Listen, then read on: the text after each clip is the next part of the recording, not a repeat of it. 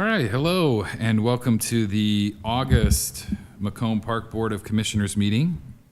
And as always, we'll start with the approval of the agenda. Is there a motion to approve? Make a motion to approve the agenda.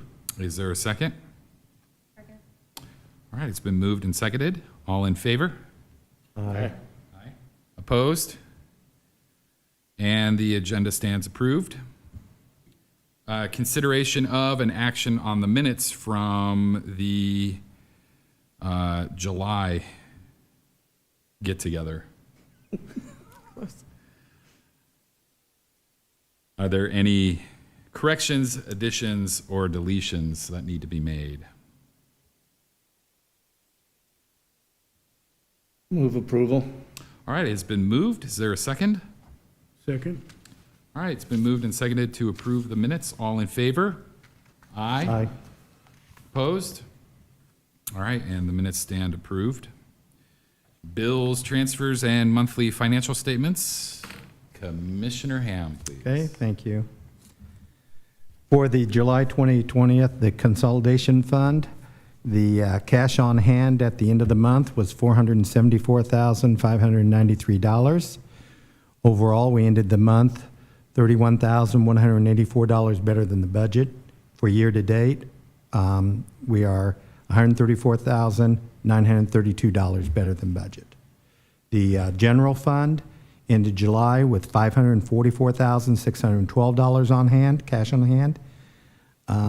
Overall for the month, this reflects $9,530 better than budget projections. For year to date, $86,269 better than expected. Corporate account ended July with revenues $7,502 below budget. The expenses for the month ran $7,391 below the budget for the month. This ended $111 below the budget. And the year to date for the corporate account, we're at $34,769 better than budget. Recreation, overall, we ended the month $4,838 better than the budget. Year to date, we're at $21,963 better than budget.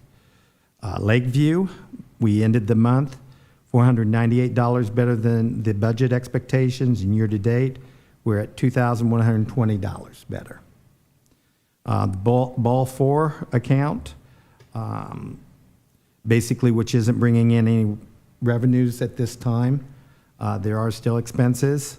For the month, we ended $5,404 below the budget expectations.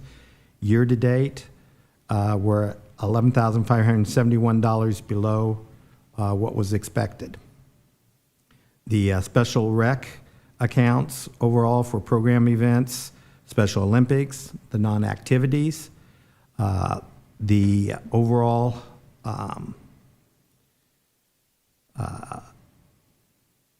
we're running $1,841 better than the budget for the month for those three.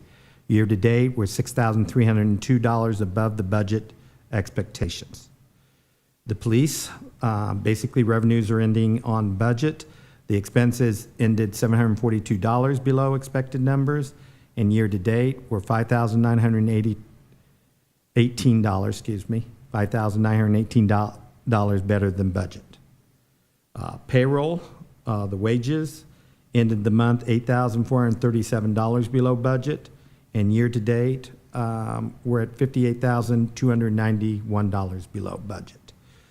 Basically, a lot of our budgets that were came up, we were looking at revenues being more than what they are with higher expenses. And I think Director Lentz and the staff have really controlled the expenses side of the budget because we're not bringing in as much revenue during this time period of the summer that we normally looked at. So I want to just make a note of that I think they're doing an excellent job so that we are staying under the budget figures, even though the revenues aren't coming in. One other note I'd like to touch upon is we received a 10% tax distribution on July 31st of $134,457. Also, the bond retirement portion for the consolidated fund was deposited August 7th in the amount of $64,677.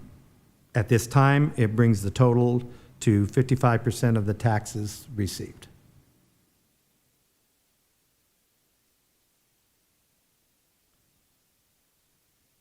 All right. Thank you, Russ. Any questions for Commissioner Ham? All right. There are no questions. A motion to approve the bills and transfers and the monthly financial statements. Make a motion to approve. All right. Is there a second? Second. All right. It's been moved and seconded. Roll call vote, please. Commissioner Weiss, Aye. Commissioner Edwards, Aye. Commissioner Gamage, Aye. Commissioner Ham, Aye. Commissioner Hemingway. Aye. All right. And the bills and transfers and monthly financial statements stand approved as published. It looks like we do not have anyone for open public presentations to the commissioners. So moving on to the president's report, a couple things to talk to you all about. So Dr. Robinette with the Recreation Park and Tourism Administration Department at Western will be providing the Park District with some specific data, hopefully this week, in regards to the strategic plan that we've been slowly working on this summer. I also want to let you know I received an email yesterday from Rachel from the IAPD Leadership Institute, which is providing a webinar called Your Board and Your Strategic Plan. So my goal is to watch that this weekend. Did you send it to all of the? Just to you. Just to me? Mhm. Okay. I did say I thought it would be beneficial for all the commissioners to watch. The gentleman who was leading the discussion did a really great job of breaking down a board, the role, the engagement, and then going into the purpose of the strategic plan and how that role and that foundational understanding of what the board is meant to do can truly impact your strategic process. So it's very well done. So I'll give you the full review. Let's see. Since we're staying on topic about the strategic plan, NRPA released their strategic plan for 2021 through 2023, and I was very impressed. I mean, it's the national group, so of course it's really good stuff, but it gives us a really a great way to kind of have our look and feel for our strategic plan. So I'm very pleased with what they have sent out. It will be really beneficial for us moving forward on our own strategic plan for Macomb. Let's see, lost my spot in my notes here. Oh yes, just a quick reminder on this. If the media contacts any of you directly, just please encourage them to contact Director Lenz. We want to make sure that the board and the director, we're all on the same page, and having one individual as the content / contact person will keep this agency as a well-oiled machine. Yes. I'm troubled by that remark. Can I give reference to what that was stated in relation to? I did not hear what you said. Sorry. Can I give reference to what that was in relation to? Sure. We were discussing during our weekly meeting the infectious disease response plan training that we had, which I'll cover in my report. But during that discussion, part of the plan is that should a staff member test positive for COVID, all questions should come to the director. And through those discussions, we talked about what would be the protocol for board members should that be the case if media were to reach out, what would be our most appropriate plan of action and who should be the spokesperson in that sense. And to the point that Phil would probably be the most informed. Right, and I'm sorry I didn't state that part of Well, the conversation.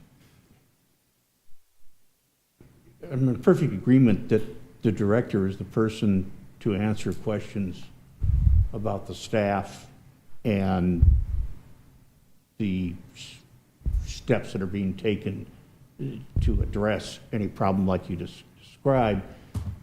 But if the press contacts or anybody contacts a commissioner with a question about the board or the general operation of, and I stress the general operation of the district, as elected officials, the commissioners have every right to offer an opinion, hopefully an informed one, and hopefully appropriately framed. And I would encourage anybody to automatically refer a questioner to the director if there are administrative details, managerial details, things of that nature. But the statement as it was made, and even as it was somewhat modified. Again, I understand that, but even as somewhat modified, caution is appropriate, and we shouldn't leave the impression at all that commissioners shouldn't speak if asked. And that was not my intention. Again, I did not state correctly what I was trying to do. Well, I'm going to go here. back and say, even as Rachel described it, and I understand the context of that, but let's move on. Okay. Any other questions or concerns in regarding that statement? Okay. All right. Finally, one last thing. I just want to remind folks to wear your mask. Numbers are continuing to go up here in McDonough County, and unfortunately, will likely climb with WIU and MAC 185 starting back up next week. So just please wear your mask. And then that being said, we may, just as a little reminder too, we may have to go back to online meetings, if things change, going back the wrong direction. So just wanted to throw that out there too. So that's all I have. Ending it on a kind of a downer there. My apologies. Director Lenz. Okay. I'm going to start off with Russ's request from last month. Exciting news out at Veterans Park. We do have light poles up at the first Boys Diamond, so we're very excited about that. It was quite fantastic to see how quickly the construction happened on the field, Oon Field. The post went up in about 2 hours with the fixtures attached, the lasers, they did the whole thing. It was incredible. So this week they're beginning the boring and the conduit work, the wiring and electrical work, but it was really well timed to have those light fixtures go up and then have a movie in the park that evening. It was a great way to showcase, to everybody the years of fundraising and advocacy that we've had for those diamonds, to see that work start to come to life I think it was good for all parties involved and for the donors who really put a large chunk of financial assistance into that project as well. So excited to see some progress there. Check. You guys each have a little packet in front of you. As you will know from one of the things listed on my annual report, I am the chair of the McDonough County CEO program that was started a couple years back. This was our first year, and so I just, as an investor, the Macomb Park District is an investor in that program. As an investor and as somebody with an administrative staff highly engaged in that program, I thought it'd be appropriate to share with you all the annual report. The impact that this program has on McDonough County's youth is phenomenal. I had the pure pleasure of watching the students from the day of orientation and their nervous, not aware selves to the day that they left us as strong, young, influential entrepreneurs for our county. And each one of them has amazing things that they can offer, not only our county, but this world, and I'm excited to see where they go. But it was a phenomenal experience for me, and I think, you know, a great opportunity for the Park District to truly support our area's youth, not only by my time, but also our staff assisted from time to time, and then the financial support. So if you guys have any questions about that, please don't hesitate to ask. I could brag about that for hours, but it's an amazing program, so very lucky to have it here in McDonough County. I also emailed you each a resolution in support of mask wearing. Another committee that I sit on is the McDonough County Quality of Life Advisory Committee. I'm the chair of that committee as well, and it was requested of us by President Abraham of Western Illinois University to prepare a resolution and state it publicly that we, as the Quality of Life Committee, support and encourage the use of masks. And so it was a very quick vote.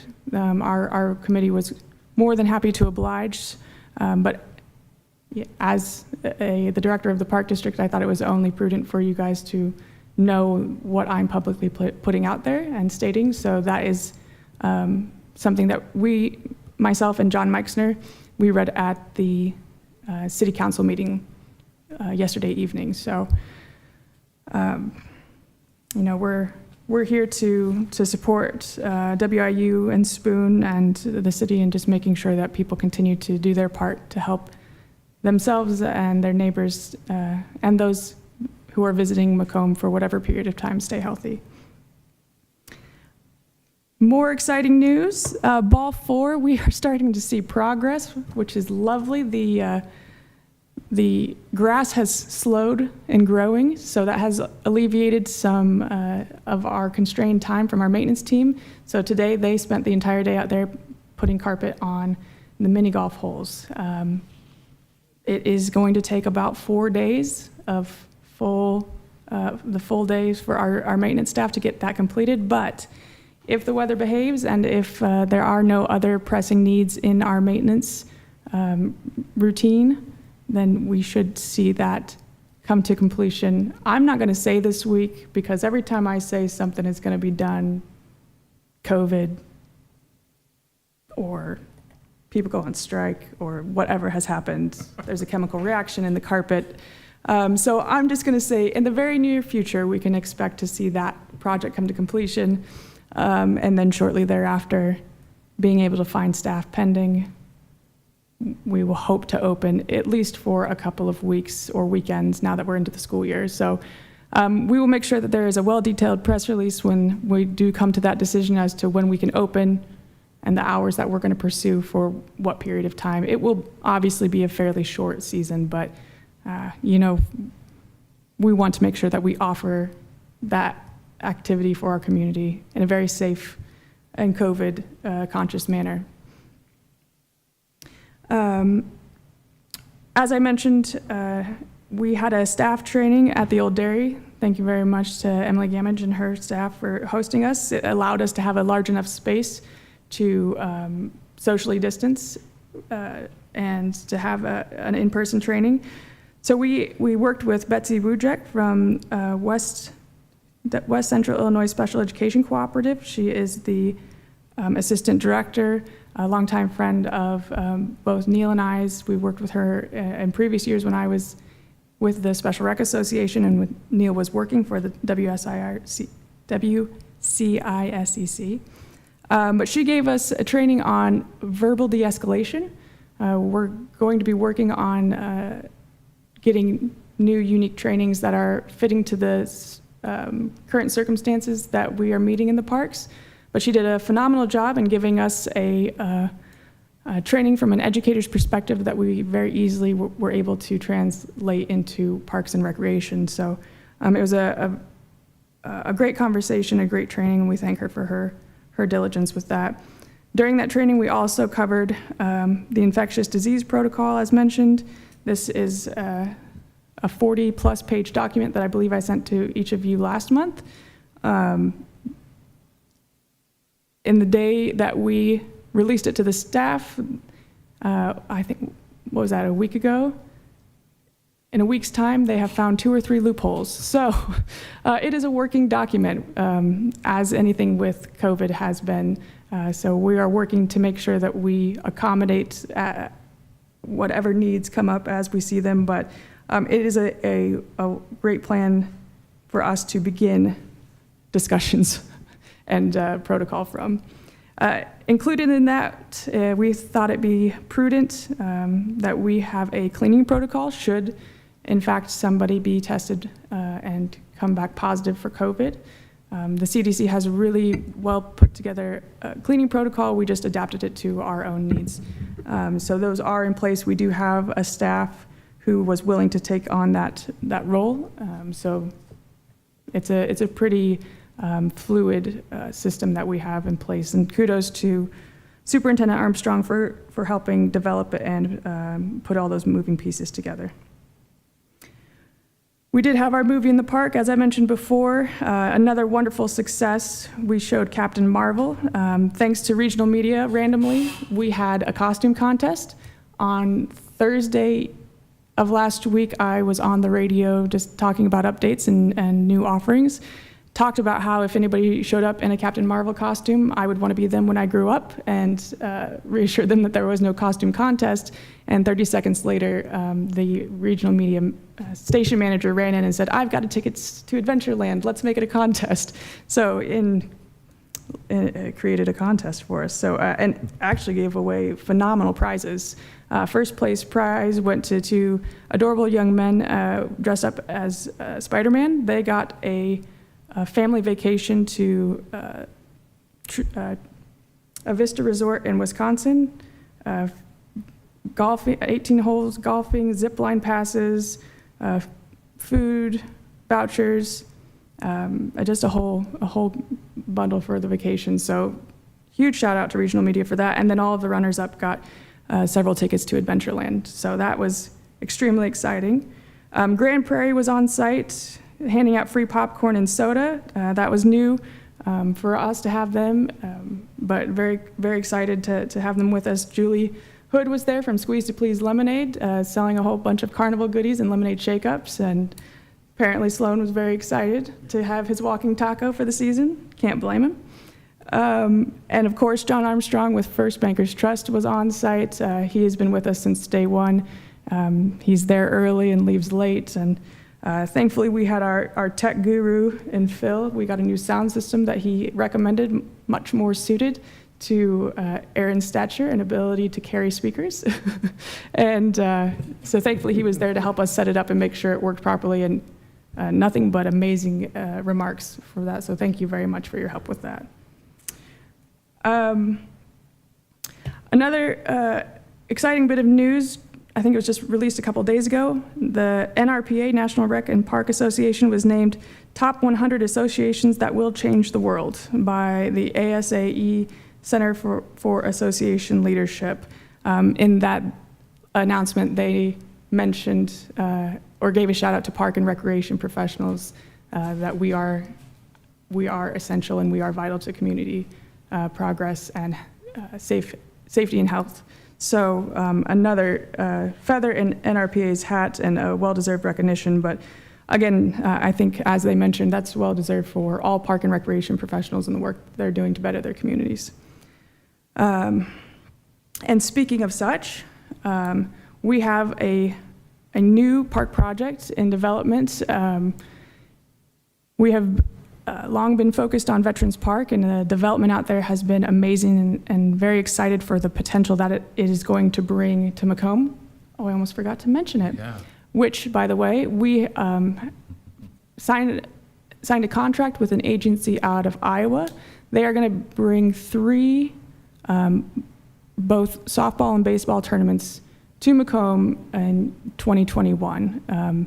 They have a history of success with those tournaments in midsummer in Iowa, because restrictions were a little bit less. They were able to host a tournament with approximately 100 teams. I don't know if we can host 100 teams with our field capacities, but I welcome the challenge. So we're very excited to have them with us. We're very excited to see that economic impact come to Macomb, and to get the fields utilized in that manner. So I've happened upon a master plan that was developed in the 2000s, I believe, for Patton Park. And the way that the park is laid out makes so much sense to me. And I've shared in discussion with Phil just where everything is placed and how the structure of it all lends itself to cause a lot less issues for general use. One such example is the dog park. Currently, the dog park sits on a hill. Everything rolls downhill into the pond. It has been, in this plan, is moved to a different location. So we have been working with Playcore and Game Time. They are a playground company. They've had several grants roll out in the last 6 to 8 months. We're working with them to get a heck of a deal on what is called Pathways for Play. These are a new initiative in development with the American Trail Association to help youth learn to independently navigate trails again. So you have what they call a play pocket, and 300 to 500 feet later, you have another play pocket, and then 300 to 500 feet later, you have another play pocket. These are educationally based pockets that have a few amenities in them. They're nothing grandiose, but just enough to keep kiddos engaged and excited, and I think will really liven up the Patton Park space. It is no surprise I'm sure, to hear me say that Patton Park is probably the park that needs our most tender love and care. I think in emails where I've invited people to come hear about it, I've said a dose, and then in parentheses said, or a bucket of TLC. There's just a lot of improvements that need to be put out there, and it's in a neighborhood that I think could use a lot of love and attention as well. So, sir. I'm kind of excited by the fact that you're giving some attention to Patton. I want to ask a kind of an off-the-wall question, because I'm not sure what all is involved in this. What are the chances that we might be able to fulfill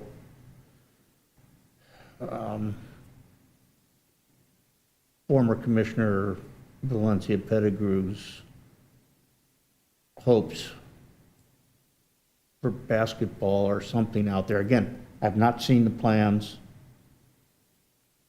I'm just curious. That was one of the things she always pushed for. I was just curious. Yeah. Yes, there are basketball courts in this plan. The plot of land across Clay Street from the just north of the current ball diamonds, it has no features on it. You wouldn't know that it is Park District property unless you see us mowing it. That has, in this plan, been designated for 2 basketball courts, and we hope to. I would hope to honor that with that plot of land. Yeah. Yes. Are there walking trails also in the plan? There are over 1.5 miles of multi-user trails. With Jeff Hoyt's experience and expertise, that's something that we can, I won't say afford easily, but afford more readily by being able to do those in-house. So again, there'll be 10-foot paths, concrete, so that both walkers and bike riders can utilize them, walkers, runners, the like. Yes. Yeah. And I would welcome the opportunity to meet with each of you in the next week or two so I can share in detail the plan and walk through what all could potentially go there if you guys have time and are able. Russ, you've got time. Newly so. Newly so. Yeah. But, and with that, that is my report, unless there are questions. Or I forgot something. You're looking at me like I forgot something.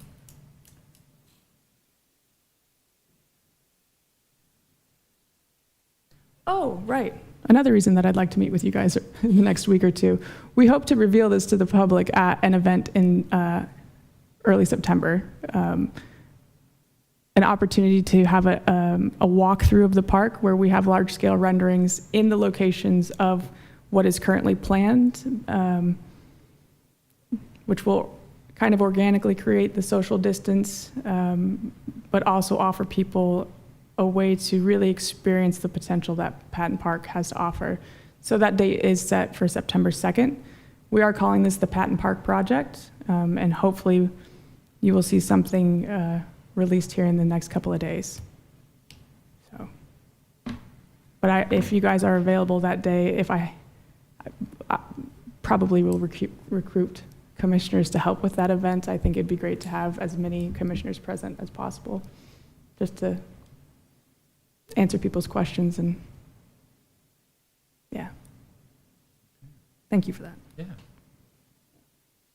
Any other questions, comments to Director Lenz? All right. Thank you. Thank you. All right. Next up on the agenda is discussion on the Everly Trust Memorandum of Understanding with Action Possible. I believe it was sent, was it today? 11:58 this morning. Director Lenz sent out a draft in your email. I would like to, if this is okay with Commissioner Hemingway, pass it down to him to explain more, if needed. Last board meeting, I provided some quick outline of what was hoped to achieve through this memorandum.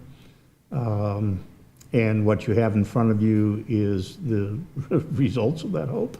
We'll see whether it was a forlorn hope or not. Something that came up in the meantime, and quite actually I should have remembered this, is that there is already, of course, an existing arrangement between the Park District and the Everly Park Trust, and I'm going to refer to Trust and District for shorthand, in that the district leases from the trust that Everly Park property. A copy of the lease was also sent to you, and it's relevant because it, as a prior existing legal agreement, takes precedence. And so what we're actually proposing in some instances here is to modify the terms of that lease. And that will, of course, require action both by this board and by the trust. I'll kind of run through what's going on here. One of the things that this memorandum of understanding does is clarify in a way that the lease does not, the ownership and governance issues, and it makes clear that the trust is the legal title holder and final authority over that property. The trust was created by a bequest from Rebecca Everly. I believe the date was 1942. The trust exists under the supervision of the district court in McDonough County. That's who the trust reports to. The document also, therefore, makes the trust interpretation of the terms of that bequest final. We ask that the district submit to the trust a annual report summarizing what the district's done. That's essentially necessary for the trust's own reporting as a nonprofit organization and its fiduciary responsibility to the court. It also says that the executive director of the district and the trust will serve as the contact people between the two entities. The existing lease is modified in one way, and this refers to item 4 in the lease, in which the trust will reimburse the district at cost for landscaping maintenance activities. There had previously been a private landscaping company that had taken care of this. Unbeknownst to us, as part of the shift in the arrangements with the trust, that organization had gone out of business. And since we're leasing the property to the Park District people are going to be the ones familiar with the property. It just makes sense they're right there. The district has a perfectly competent maintenance staff. Why not just go ahead and do that? But in order to make sure that we establish that firewall I talked about in, let's see, we're in August now, aren't we? July. You know, Russ is going to discover with retirement, you lose track of those things. But in July, I talked about establishing a firewall to make sure that we maintain appropriate separation between the district and the trust. One of the things that we want to do is ask the district to provide a schedule of costs so we don't get into a situation where it appears that it's all just ad hoc, where Jeff comes in and tells Rachel, I think it's about this, and Rachel calls somebody on the trust and says, you owe us about that. And no, we want to formalize this because it's, I think, establishes the integrity of the process a lot more. We establish also some timing when all of this is going to be done, so we don't have a problem where things just sort of get left behind, piled up.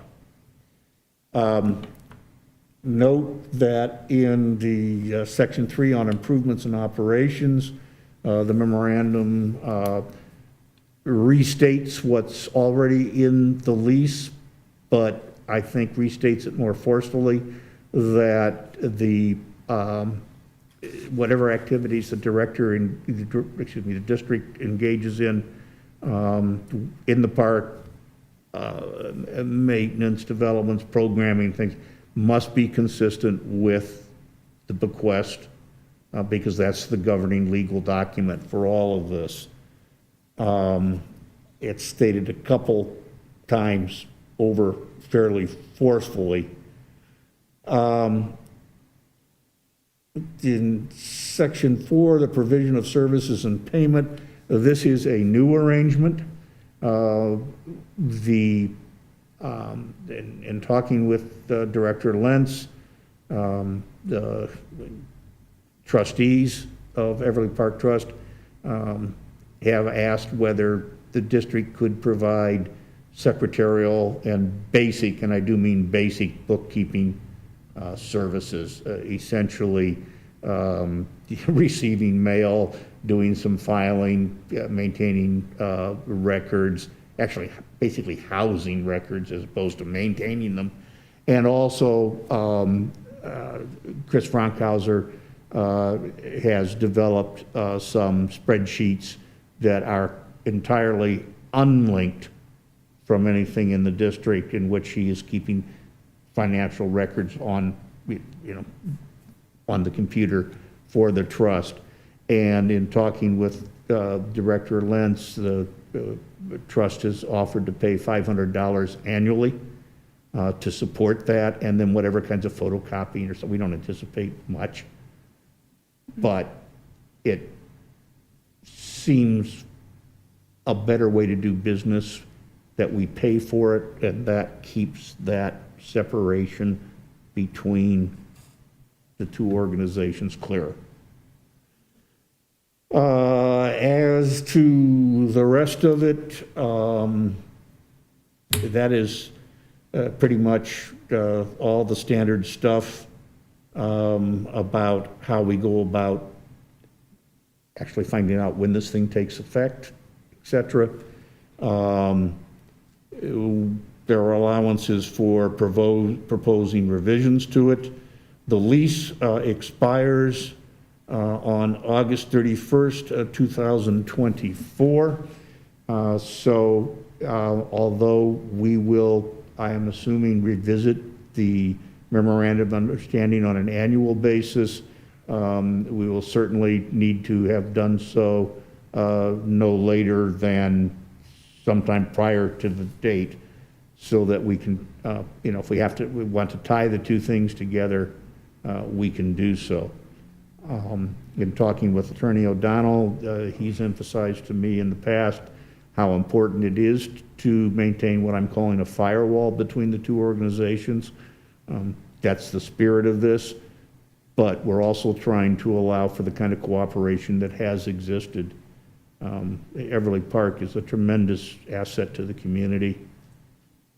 It's one of the first things that people see when they drive into the community, coming south on 67.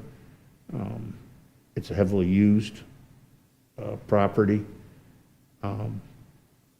I think it's only a benefit to the community, the district, and the trust that we cooperate, and I'll be glad to answer questions.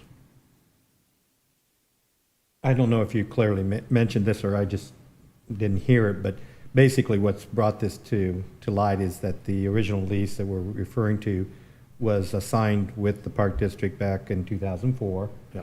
And it gave a date that we should begin August 2019 to start talking about this and getting another 20-year, hopefully, term revisited, updated, created, so that it becomes current with the Park District. And some of the changes, I think, are basically updating, make sure that there is a separation between the Park District business side of it and the Everly Trust business. Right, precisely that. Because when there are 2 boxes of storage papers in the Park District office that one can go through, to look at the different records and trying to retrace some of what's been gone on is a challenge. So we do have time to go through this and get more information. I appreciate you sending this information out for us to look at it. And we're just at the beginning of getting the ball rolling. I think what we're trying to do is move beyond just a lease relationship to work into a genuine, let's call it, business partnership between the two entities. Okay. And it would be my hope that at some point that what is currently a memorandum of understanding eventually morphs into a contractual relationship, which would have, I think, even more value and make even clearer the distinction between the two entities. Good question. Thank you, Russ. Anything else that anybody would like to ask? Other than why is there error, or what is? Well, this is, sounds like the language that you come up with sometimes, Dr. Hemingway. That's the curse of graduate Chris, education. okay. Yes, it's very nicely detailed. The legal language. All right. If there are no other questions to Commissioner Hemingway, would anyone like to make a motion? Well, as the writer, I will move approval. Okay. Is there a second? And we should probably do a roll call. Yes. What a Yes. point of order, because I'm not clear on what we're voting on, or, I mean, this memorandum of understanding is what we're basically presenting to be signed between the Park District and the current members of some of the trustees of the Everly Park. Is that where we're at? The memorandum of understanding establishes and I think both clarifies and extends the existing relationship between the district and the trust.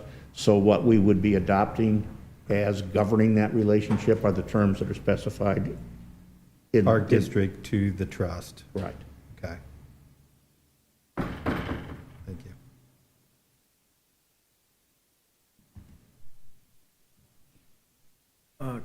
I'd just like to throw a little input into this. I think if we're going to have a motion, it probably should be in the form of a direction by the board to the director to execute this memorandum, because that'd be the actual step that's taken to create the agreement that's reflected in this memorandum. So it's by directing the director to execute this memorandum, it goes without saying that the board would have to approve the memorandum before it would direct you to sign it. Makes sense? In the spirit of that, then, if I could amend my earlier motion, I would make it in two parts. One, to approve the memorandum, and second, to direct the director to pursue implementation of it with the trust. Does that capture the spirit of what you're saying, Joe? Yes. Okay. That being said, let's roll we call second vote. it? I need a second. Oh, we do Can need I a be second. second? Thank you. Thank you. Thank you, Russ. Roll call vote, please. Commissioner Edwards. Aye. Commissioner Gamage. Commissioner Ham. Aye. Commissioner Hemingway. Aye. Commissioner Weiss. Aye. Thanks.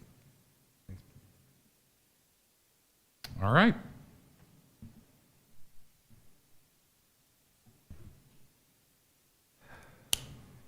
So now with that being done and said, the next move would be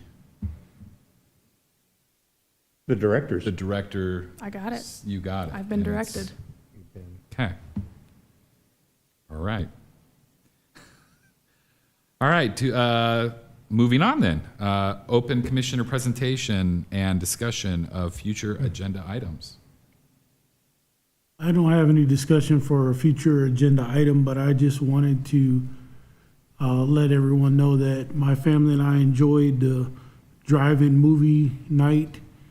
It's a great way for people to still get out during COVID and still sort of have some interaction and a way of getting back to some normalcy. It's a great product that the Park District is putting out. You're here. Thank you very much. I'll pass that along. The next in September, Oh, gosh, yeah. onward. Onward. is Onward. September 18th. Thank you. I just want to call attention, and this is bringing something quite literally from the trust, Everly Park Trust over, but Those of you that have not been over into Everly Park recently, I forget the exact date in which we, August 1st, August 13th, 1st. First. 1st? Okay, I'm a long way away. Sorry. August 1st. Okay. The Macomb Beautiful Association installed a memory garden for one of their members who's passed. It's also a monarch butterfly way station. It's right up by the shelter and playground there. They did a beautiful job. It's a nice addition, and it's just a very pleasant little spot. If you want to, at some point, just stop by and see it. It was a good job. Yeah, Joanne Finley. Russ has the name that I don't. Joanne Finley, Right. What's the? dedicated to Yeah. Yeah. the butterfly garden, over 80 plant species, I think they said, flowers.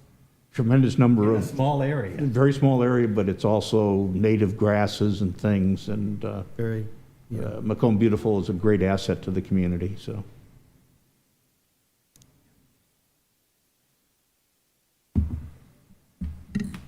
Anything else from our commissioners?